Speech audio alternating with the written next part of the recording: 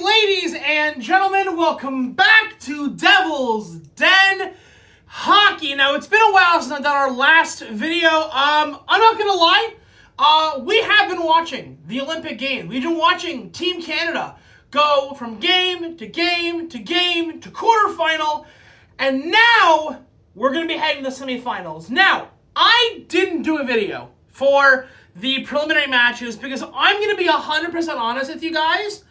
I got incredibly bored with Olympic hockey. I really did. I got bored with Olympic hockey. It's not fun to watch your team beat guys 5, 6, 7, 8, 9, 10, 11, nothing, 11-2. So I held off, but yesterday Canada took on the Czechia team. First game of the preliminaries, we beat them 5-0. And the Czechia team immediately turned around and said, you know what? We let them have game one because we're gonna beat them in the quarterfinal. We let them have game one because there was no way that we were beating this Canadian team twice in a row. And then we get to the quarterfinal. And I'm not gonna lie to you guys, this was the team that I was the most afraid of playing outside of the United States.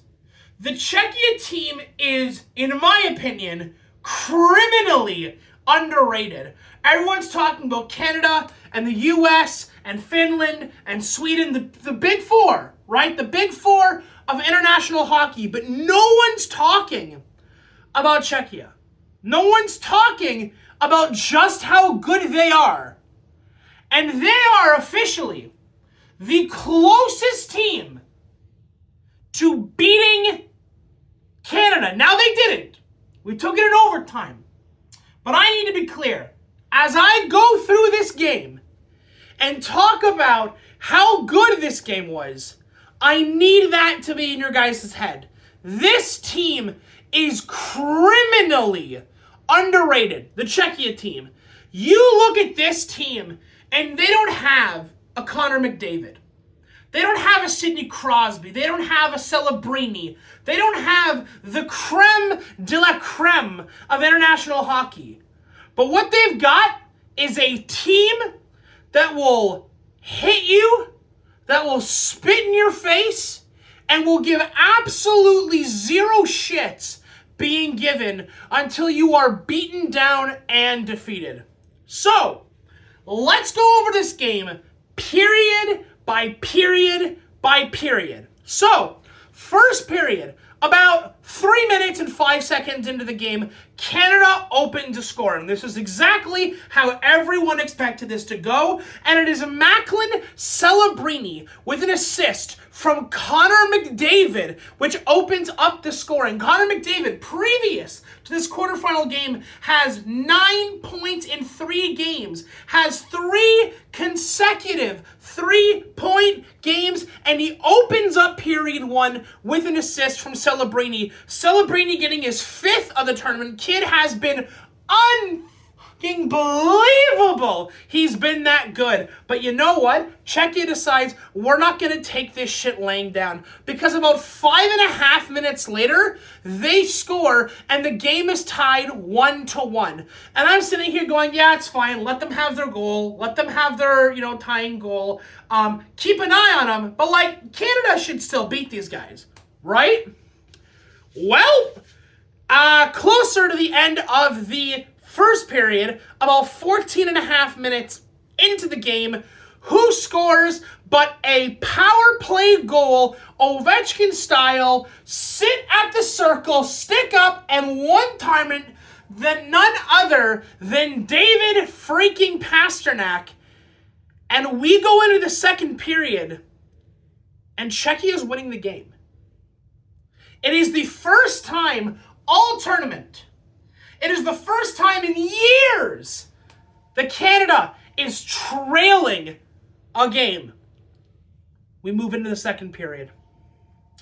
And luckily, this period is a crash and bang, little whistles, but we only get 1 goal this period, and thankfully, it is Nathan MacKinnon on the power play from McDavid and Celebrini. So McDavid's now got 2 points, and Celebrini's now got 2 points. It's a power play goal, and the game is tied 2-2 going into the third period. It's a close game. Nobody's getting blown out here. Not one team is getting blown out here. People are hitting. Power plays are exciting to watch. And the Czechia, again, most criminally underrated team in the tournament, in my opinion, is going toe-to-toe with arguably the best hockey team ever put together in the history of hockey. So, we go into the third period, okay? The game is tied. And about 12 minutes into the third period, with about 7 or 8 minutes remaining, who scores to give Czechia the 3-2 lead? It's Ondrej Palat. Of all the guys that's going to score to potentially end Canada's run at the Olympics, it's Ondrej Palat. Every New Jersey fan, myself included, every Canadian New Jersey fan is throwing up and about this close from a heart attack or a stroke. For all the shit that New Jersey fans gave Palat, he is about this close from ending Canada at the Olympics in arguably one of the greatest upsets possibly in international hockey history. However, game doesn't end there, because with about 3.5 minutes remaining in the third period to keep the Canadian hopes and dreams alive, it's Nick Suzuki from an assist from Taze and Jarvis. And the game is tied 3-3, and baby, we're going to overtime. If anyone had told me that Czechia would be going toe for toe, hit for hit, against goal for goal against Canada in a game where Celebrini has 2 points, where Connor McDavid has 2 points, where Nathan MacKinnon gets a goal, where Canada goes 33% on the power play, an achievement I didn't think we'd get that low, but nonetheless, MacKinnon, McDavid, Celebrini, and now Suzuki to tie this game up 3-3, and we're going to overtime. Now, it is first person to score wins the game. And I'm sitting here going, I bet it'll be a Crosby. I bet it'll be a MacKinnon or a McDavid or a Celebrini who ends up winning it for Canada. It was none of those guys. Toronto Maple Leaf fans, if you're watching this by some stretch of a miracle, you owe Mitch Marner a massive apology if you're a Canadian Leaf fan. Because who wins it in overtime? Mitch goddamn Marner, who ends it in overtime and lets Canada advance to the semi-final game of the Men's Olympic International Hockey Tournament. And Canada is moving on thanks to Mitchell goddamn Marner, who was told for years and years and years that he was not a big-time hockey guy, that he was not a big-moment guy, that he was not a clutch player. Marner's goal to win it in overtime against Czechia will probably go down, not as high, but will still go down down as up there with Sidney Crosby's golden goal in the Olympics to win the gold medal in overtime against the Americans. Unless there is another overtime goal, which, could be against the Americans, to win gold, that goal is going to be the most important goal of the entirety of the tournament, and Czechia goes out, and I felt so happy that Canada won, but I also felt so bad for the Czechs. They played their freaking hearts out, man. They played so well, and I understand there's tons of controversy, and I'll get to that in a second, but how do you not look at that squad who is going, I say again, toe for toe, step for step, goal for goal, hit for hit, against the best hockey team ever put to ice, and not want to give them their dues? Lucas Dostal, in just the games against Canada, just the 2 games against Canada, ended up making 80 to 90 saves combined in those 2 games. In the quarterfinal game against Canada, he faced 41 shots on goal, allowed for a .902 save percentage. On the other side, Jordan Binnington, who I'm not going to shit on, he played fine, he played whatever, faced 24 shots on goal, allowed 3 for a .875 save percentage. Dostal and every single goalie who has played Canada up until this point should be given a freaking round of applause for just how well and how often they have to stand on their head to make saves. So you know what? I'm gonna give a round of applause for the Czechs. You guys played so freaking well. Now, on to the controversy. 2 big ones. On one of the goals the Czechs scored, it turned out that they had something like 6 or 8 guys on the ice. I believe it was 6. And the refs didn't call it.